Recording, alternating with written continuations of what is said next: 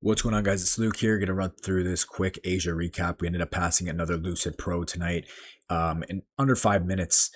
Really good trade. I actually like this. This was much more discretionary, which is why I really wanted to make a video on this. I thought I wanted to explain my thought process on this trade. I think there's some good tips in this. Here are the executions on the trade. You could see the funded account completion right there. But yeah, Lucid had the case openings today, so I opened and I got 50% off. So I just copped one more. And yeah, I'm gonna work on those this week. I'm gonna copy them together and I'll work on them sometime throughout the week. Hopefully, we do get some good PA. But I'm gonna run through this setup for you guys. And yeah, I thought it was a really discretionary play. But coming into the session, I was leaning short term bearish. Reason why: we had this unfilled 4 hour right here and this unfilled 4 hour right here. And above, you could see that we barely wicked into this massive 15-minute gap. And we had left like all this generated buy side rate. Well, not this one yet, but we had left like relative equal highs. But the reason I really wanted to see a move higher before we went lower, I wanted to see manipulation higher and then shorts. That was my main idea. Reason being was because ES had this unfilled 15 above. So I was like, okay, they have a ton of low resistance sell side. Like that it could easily get run through. So I was okay, maybe NQ and ES both manipulate higher. ES taps this unmitigated 15 and then we look for shorts. Like that would be a dream scenario, right? Looking at this, you'd think, okay, we get clear manipulation and then we run the sell side, we catch easy shorts. That's what I wanted to see. But of course, it's not always going to happen how you want it to. So market opens up or 8 p.m. Opens up, where was it, right here, and we just start dumping from there. We dump down, we get a move back up, and I was like, okay, maybe we're going to get the move higher here, we're going to tap into this 15 and then we're going to short. That was my ideal scenario. But what happens here, we just leave more buy side. You could see we failed to take out this high.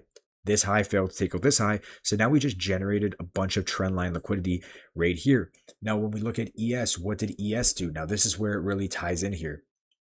ES came up and left equal highs with this 15-minute gap. So you could see right here, if you put the equal highs and lows indicator on, right there, ES failed to actually tap into that 15. It left perfect equal highs. So at this point, I have no reason to want to short when we have equal highs above and we have generated buy side above on NQ.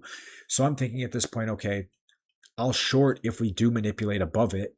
And then we can get shorts, or if we get a move lower, I would like to long to that because it's generated buy side. I would like to long to that. So from this, when we fail to take this high out, we get this failure move right here. We get this huge dump down here, and we end up tapping into the 4 hour gap. Not the lower one, but we do tap into this 4 hour. Now from here, we get a bullish SMT. You can see NQ takes out these lows. We look at ES. ES fails to take out these lows. We have a bullish SMT. And again, ES has equal highs resting above, resting right below an unfilled 15-minute gap. And Q has generated buy side up here. And again, I would like to see this all get run through. So again, we're delivering off a 4 hour gap. We have an SMT. I think that there's zero reason for price to want to re-sweep this low unless we're completely wrong. So at this point, this 5-minute gap opens up, and I'm using this 5-minute gap right here as a condition. So right here, but like I don't want shorts really unless we truly confirm. So the way I'm looking at this, I'm thinking, okay, we have an opposing SMT. We're delivering off a 4 hour bullish gap. I'm not bearish, but what I want to use this 5-minute gap for, like as a condition, is I want to see a short fail, and that's going to give me confluence to one along, if that makes sense. So how do we use conditions? We say if price comes into this and shows like confirmation for shorts, we short, but if we trade through it, we look for confirmation and we long, right? So at this point, I have zero intention of shorting because we have all of that buy side above. So the way I was looking at this was I want to see price come into this 5-minute gap. I want to see it present a short, see that short fail, and then I want a long. That's the way I was looking at it. So I was using like almost like reverse psychology. I was like, okay, if we come into this 5-minute gap and we start getting like a bearish candle, like people who pattern trade are probably going to try to short it. And then I'm going to wait for that bullish candle to come back to the upside, and I'm longing it. I'm targeting all of this. And that's exactly what ended up happening. So basically the way I was looking for it was I wanted to see the midpoint of this 5-minute gap get disrespected or closed above, because the midpoint is a strong point in a fair value gap. Usually when the midpoint, which I have drawn out right here, gets disrespected, the fair value gap fails. Okay. So what happens here? We're going down to the 2-minute. I'm going to show you. So we come up into this gap. And as you can see right here, we come up to the CE point, we come up to the midpoint right here, and we get this like 1 minute bearish close right here. And right here, I know, okay, we're clearly not going lower. We should have, if this fair value gap was truly going to send price lower, we should have came up to the midpoint, displaced lower, and then we would be bearish, right? Even though I wouldn't be shorting at this point, that would be what I'd be looking for. I'd want to see price come up, respect the CE, bearish close, nice displacement close, and then short. But once we come up and we fail to close below, or we fail to close lower, and we immediately tap into this 2 minute bullish gap. You can see we tap into this little 2 minute right here. We get a strong bullish close. I'm saying, okay, if we close above the midpoint right here, I'm taking longs 100%. So right here was my entry.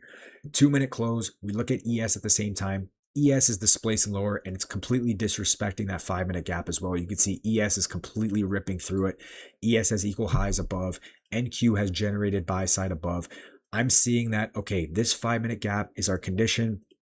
Clearly shorts are failing because, again, it should theoretically midpoint, displace, and go lower. You can see we hit the midpoint area. We failed to displace lower. We tap into a bullish gap and displace above the CE point. So this is telling me that we're likely not going to see shorts, and this is giving me confirmation to long. Now, obviously, this is eval. I'm not going to drag my stop super low and keep it super protected, but I'm very confident that we can catch a short move to the upside and just pass this, this account. So again, I see us tap down to a higher time frame 4-hour gap. We have a bullish SMT. We disrespect the 5-minute condition. Again, if this is truly going to push us lower, we should tap the midpoint or just tap the fair value gap and displace lower. We fail. We tap into a bullish confluence, which is this 2-minute bullish gap. We displace higher. We close above the midpoint. So I'm taking this, again, discretion entry, but that's how I trade evals a lot of the time. I use a lot of discretion. I'm not always going to wait for a perfect setup. So again, we get this close here, and all I did was take this up for the pass, and that was literally it. So funny enough, we actually didn't come up yet. We might see this move later tonight in Asia. I honestly thought we were going to continue higher, but we did tap into this 5-minute right here. But I think I'm looking at this again as more generated buy side. I'm looking at this as we're generating more liquidity, more liquidity, more liquidity. We might see one more manipulation lower and then a move higher. So again, idea was right. We were able to catch the short-term move, but I do think this was a part of more generation of liquidity. But we will see. We'll see what happens overnight. But again, using a lot of discretion, we're using reverse psychology. We tap into a higher time frame gap. We have an SMT. Again, if this 5-minute is going to fail to push price lower, price can only go one of two ways. It can either go higher or lower. So if it's clearly failing to push lower, the 5-minute gap should push us lower if we're correct, and it fails to do so. And if we tap into a 2-minute bullish gap and displace above the midpoint, which is the area that should push us lower, but it's clearly not, then I'm in a long. And yeah, it ends up playing out for us, and you can see ES gets that push higher. Again, I'm looking at this as more generated liquidity. I think we do move higher, but I could be wrong, but we catch the move in the short term, and that's all that matters. So anyway, that's it from you guys. Hope you guys enjoyed this one. Again, Lucid is I think 40%, and then you get the crate. But yeah, I don't have a code for them, but anyway, if you guys are interested in that, go check out Lucid, because I love Lucid, and I've gotten payouts from them. They literally pay out instantly. So anyway, that's it from you guys. Hope you guys enjoyed this one, and yeah, we'll be back at it tomorrow. Talk to you guys then. Peace.